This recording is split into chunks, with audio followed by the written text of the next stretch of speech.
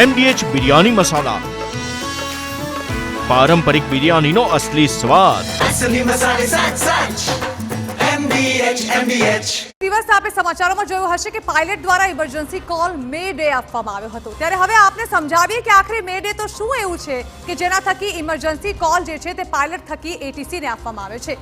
તો કોઈ પણ ફ્લાઇટમાં મે ડે કોલ એક કટોકટી સંદેશ છે જે પાયલટ તરફથી 3 વાર કહીને આપવામાં આવે છે.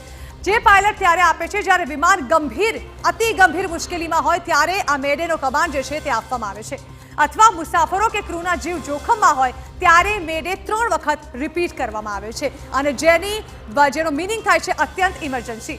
જેમ કે વિમાનનું એન્જિન ફેલ થઈ જાય, જ્યારે પણ કોઈ પણ ઇમરજન્સીની સંભાવના હોય ત્યારે મે ડેનો કોલ આપવામાં આવે છે. વિમાનમાં કોઈ પણ સંજોગોમાં આગ લાગી ગઈ હોય, હવામાં અથડામણનો ભય હોય તેવી પરિસ્થિતિની અંદર મે ડેનો કોલ આપવામાં આવે છે, અથવા જો હાઇજેક જેવી પરિસ્થિતિ હોય ત્યારે પણ પાયલટ દ્વારા મે ડેનો કોલ આપવામાં આવે છે ATCને, જેના પરથી ATCને જાણ થાય છે કે પાયલટ મતલબ જે ફ્લાઇટ છે તે કોઈ પણ જાતની મુસીબતમાં છે. આ કોલ દ્વારા પાયલટ એર ટ્રાફિક કંટ્રોલને ચેતવણી આપે છે અને મદદ માંગે છે. નજીકના વિમાનોને પણ આ એક ચેતવણી હોય છે, જેના થકી તેઓ પણ એલર્ટ થઈ જાય છે. આ ચેતવણી આજે પણ આપવામાં આવી હતી, પરંતુ ATC તેનો રિસ્પોન્સ કરે તે પહેલા જ આ પ્લેન દુર્ઘટનાગ્રસ્ત થઈ ગયું હતું. વિમાનને તાત્કાલિક મદદની જરૂર હોય ત્યારે મે ડેનો કોલ આપવામાં આવે છે. આ એક જાતનો ઇમરજન્સી કોલ છે, જેનાથી ATC તુરંત સતર્ક થઈ જાય છે, તેની આસપાસના વિમાનો પણ સતર્ક થઈ જાય છે. વિમાનના રેડિયો પર 3 વખત આ સંદેશ આપવામાં આવે છે. 3 વખત પાયલટ રિપીટ કરે છે મે ડે મે ડે મે ડે, અને આજે પણ એ જ પ્રકારે કરવામાં આવ્યું, પરંતુ તેનું કોઈ પરિણામ ન આવ્યું, કારણ કે જ્યારે ATC તેનો રિસ્પોન્સ કરે તે પહેલા જ આ દુર્ઘટના સર્જાઈ ગઈ હતી. આ સંદેશથી સ્પષ્ટ થાય છે કે આ મજાક નથી, પણ વાસ્તવિક કટોકટી છે.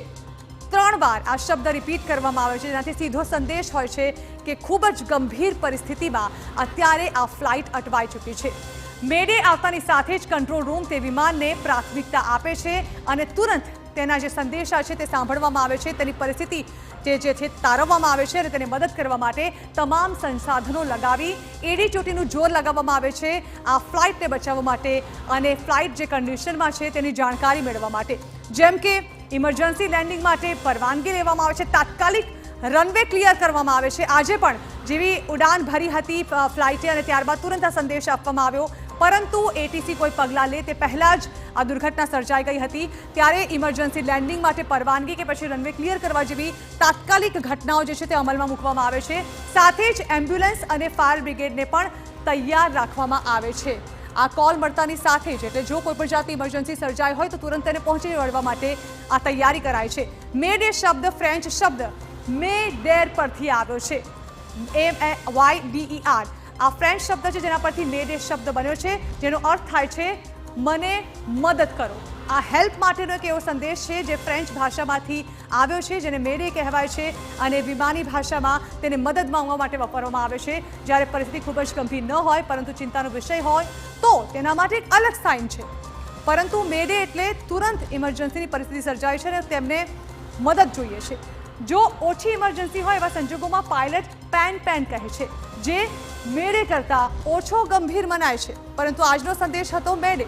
પેન હોય ત્યારે થોડી ઓછી ગંભીર પરિસ્થિતિ હોય ત્યારે પેન શબ્દ વપરાય છે, પરંતુ જે પરિસ્થિતિ અત્યંત ઇમરજન્સીમાં હોય તેના માટે મે ડે શબ્દ વાપરવામાં આવે છે, અને આ મે ડે શબ્દ થકી પાયલટ એ સંદેશ આપે છે કે મને તુરંત મદદની જરૂર છે. તો પ્લેન દુર્ઘટના MDH કિચન કિંગ મસાલા રસોડામાં હોય તો આપણે કંઈ પણ બનાવી શકીએ છીએ. રીંગણાનો ઓળો, બટેટા ફુલાવર, ભીંડી મસાલા અને બીજું ઘણું બધું. MDH